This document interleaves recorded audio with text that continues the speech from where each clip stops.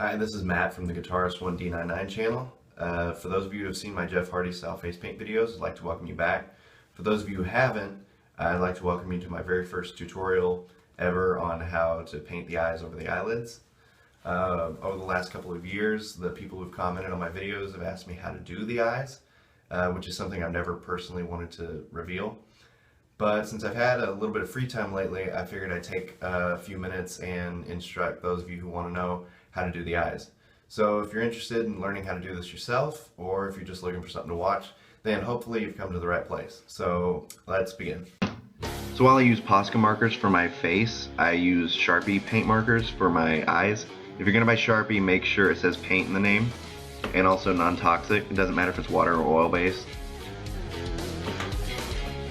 And I also use just black ink marker pens. One is a normal pen, I've done nothing to it. I use that for my outline.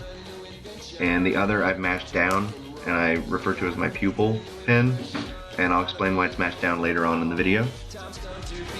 So for my first step, I take the pen relative to the color I want my iris to be. And you're going to shake it up to get enough paint in the tip, and you're just going to start in the middle of the eye.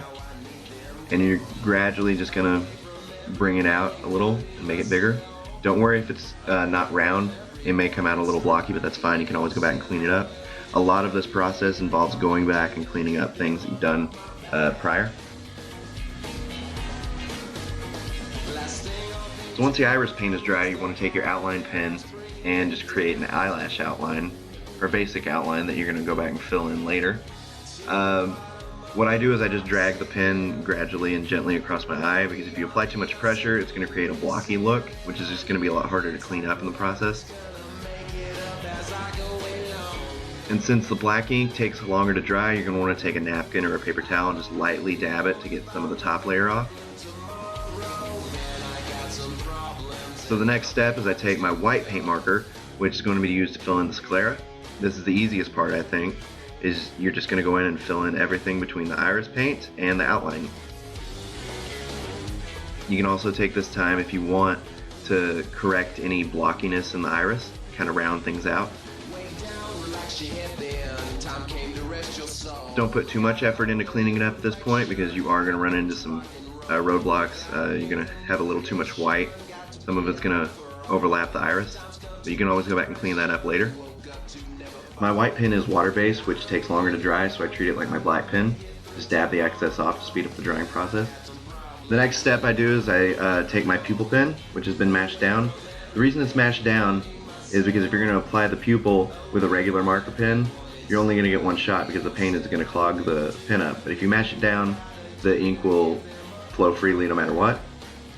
I treat the pupil the way I treat the iris. I start in the middle and gradually work it out to the size I'm looking for. Dab off any excess. This next step is taking everything you've used so far, going back and touching up anything you might have messed up in the process. In my case, I'm touching up the iris and correcting anything that I might have messed up in the outline. The next step I take is I take the sclera pen, the white marker, and apply a light source to the pupil. Otherwise, if you do this, your eyes are going to look dead if you don't have a light source. You're going to want to dab it off immediately, but not too much, and reapply it. You're going to want to have layers. The light source is the easiest part of the paint job to come off if you open your eyes. It will fade over time. This last step I do is something that Jeff does to his own eyes, and is kind of what girls would call wings. You would apply wings to the outside to kind of highlight the blacks in your eyes and make your eyes pop a little more. You can do this to the inside, but primarily the outside. And naturally, you would apply this process to the other eye. And that'll do it for this tutorial. If you like this and there's something else you want me to do, just let me know and I'll do it. Thanks for watching. I'll see you next time.